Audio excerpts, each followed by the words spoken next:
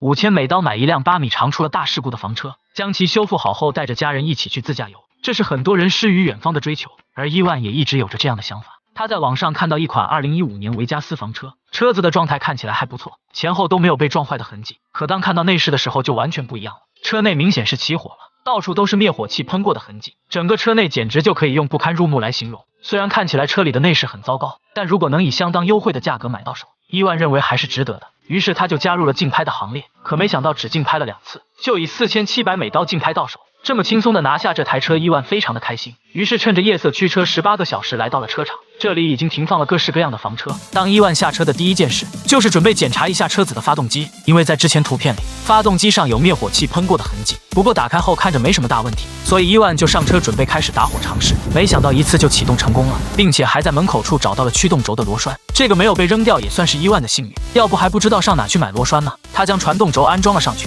就将车子开到了拖车上，马不停蹄地将车子带了回去。当打开车门的那一刻，车内烧焦的气味就迎面而来，到处都是被烧焦的痕迹，真不知道当时的火灾是有多大。车顶棚的塑料件都被融化，甚至连门上的电视都烧没了，这让人想想都觉得可怕。所以说房车在内装时一定要把防火做好。当伊万在车内一场唏嘘过后，来到车外却给了他一个惊喜，侧板里面竟然有一个完好的电视，这应该是露营时在外面观看的，而另一边的发电机也是好的，并且看起来还很新，甚至还有一套没有用过的雪地链，这些都让伊万十分的开心。没想到有这么多的惊喜。知道了车子具体的状况后，伊万就准备清理车内的垃圾，但在这之前，伊万先换上了喷漆用的服装，因为车内被燃烧过，不知道会有什么有害物质，所以全副武装还是必要的。伊万准备先从车门处入手，一点点的向车内清理。像这样的工作男生一般都不爱干，因为收拾起来太磨叽。不过像这样的车内也许还能有彩蛋，其实伊万心里也是这么想的。他连犄角旮旯都翻找了一遍，如果要是在某处能捡到个几百美刀的话，那才算是个巨大的惊喜。可让他没想到的是，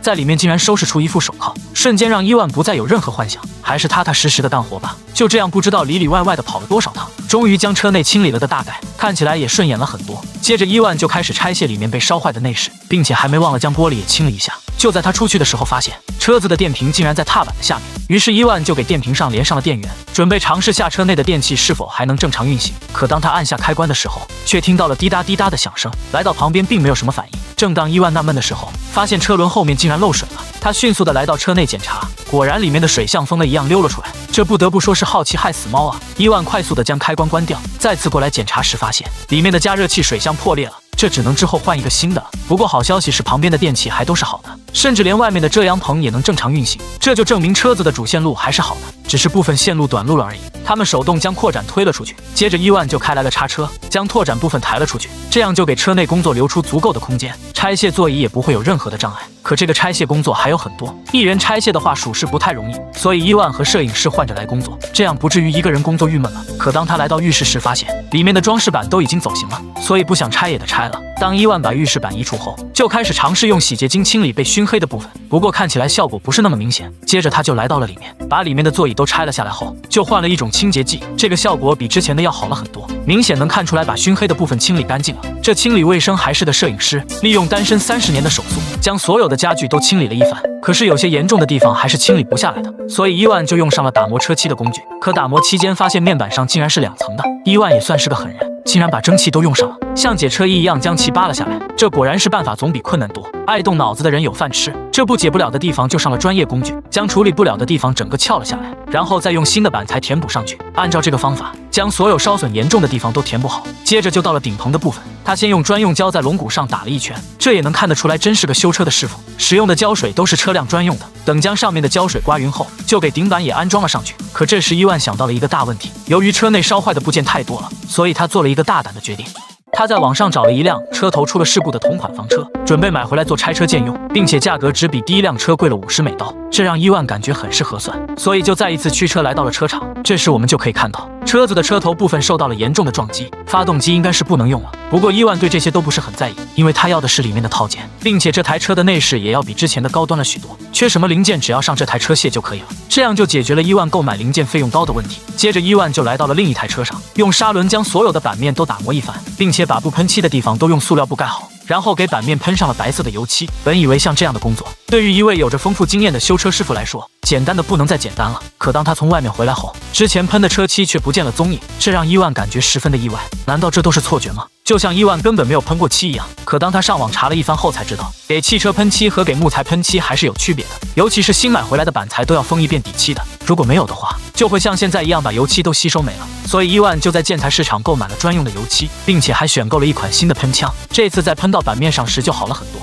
喷出来的效果更是棒极了，这让伊万十分的感慨，真是隔行如隔山。如果在之前就知道的话，就不会浪费时间浪费钱了。有了这次的经验，伊万就先给所有的门板和抽屉先上了底漆，等它干燥后才上面漆，这样就不会出现上次漆面消失的情况了。但如果要想漆面变得更好，就需要在漆面干燥后，用细砂纸打磨掉上面的毛刺和不平整的漆面，然后再给所有门板上第二遍面漆，就这样反复几遍就能得到非常好的漆面了。而车子的内部，伊万准备给墙壁上贴一层壁纸，因为之前拆卸的时候墙壁上留下了不少孔洞，看着十分的不美观，所以给上面贴壁纸也是一种很好的选择，并且这个壁纸还是防水的，如果上面脏了的话，用抹布一擦就可以了。接着伊万就把所有的窗户都拆了下来，准备为其重新翻新一下。伊万先将玻璃上的灰尘清理了一番，然后在玻璃的四周贴上了胶带，等所有的玻璃都被塑料布密封好后，伊万就用手喷漆给上面重新喷涂了一番，这样就会让车子的玻璃焕然一新，不再有被熏黑破旧的感觉。但为了能更好的密封，他又在四周的边缘贴了一层双面胶，这样在安装上去后就不会有透风的情况。可此时的伊万感觉这个项目的工作量简直太大了，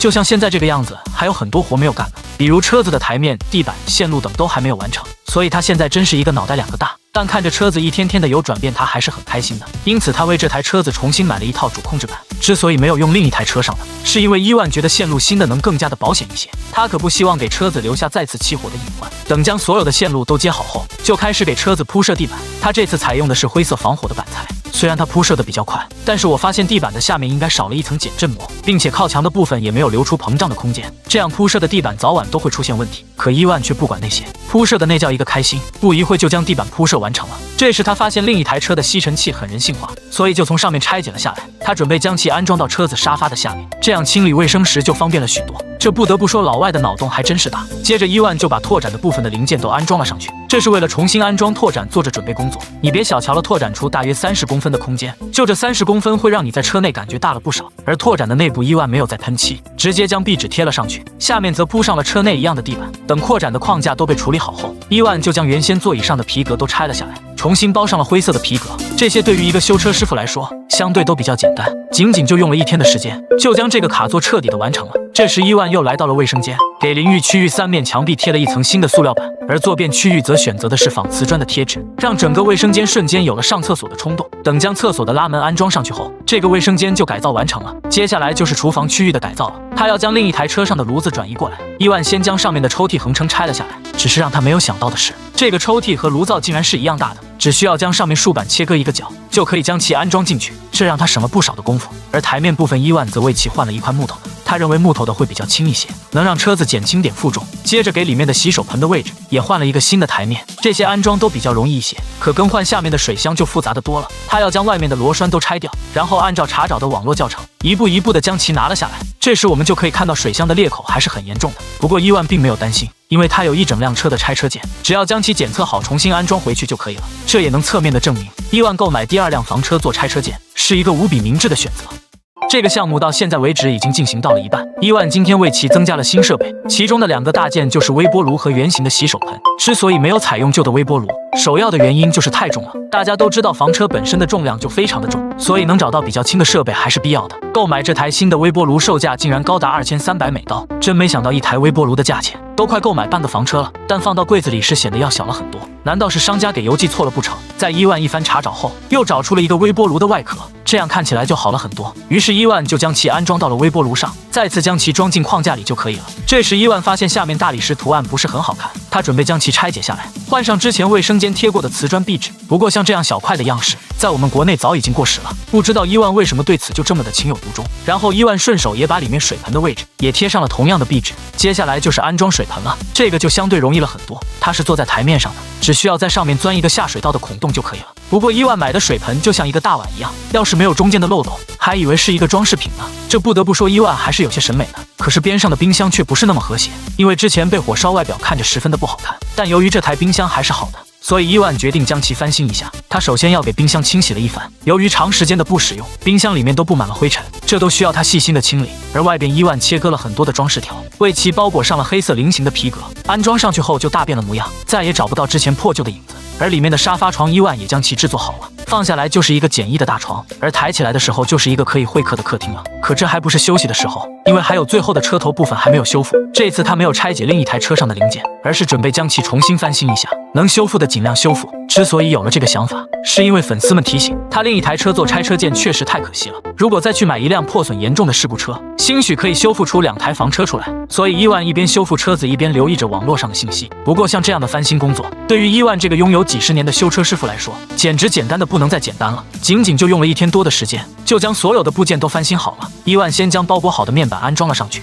然后就拿来了翻新过的发动机盖，这都是他亲自重新喷过漆的，乍眼一看就和新买的套件一样。这也能看得出来，伊万对翻新旧件这块还是很专业的，每一个细小的零件都被精心的处理过的。安装完成后效果也是非常的好，但是现在上面2个盖子是没有的，甚至还缺少最重要的2个座椅，所以伊万就又在拍卖网站上用3000美刀购买了第3辆房车。因为这辆房车烧毁的只是外部第一侧，所以伊万所需要的零部件就都齐全了。他在这不仅得到了2个仪表盘的盖子，还有一个完整没有破损的前风挡玻璃，这样就给伊万省去了购买风挡玻璃的费用。不仅如此，上面的座椅也都是好的，将其简单的翻新一下就可以再次使用了，这样不缺零件的感觉真的是很不错，让2人的修复速度提高了都不止1倍。等前方的内饰板组装的差不多后，他们就把刚拆解下来的吊床也拿了过来。这是一个可以升降的单人床，如果出行人比较多的话，就可以降下来使用，不用时就将其升起来，完全不占用空间。等伊万把修好的座椅也安装上去后，就此这辆历经3个月的房车修复就彻底完成了。伊万开心的将其清洗了一番，就迫不及待的开着房车到附近的公园进行露营，准备在这里测试下房车的具体功能。他先给房车加满了水，又将电源也接了上去。当他确保外面没有任何漏水的情况后，就来到了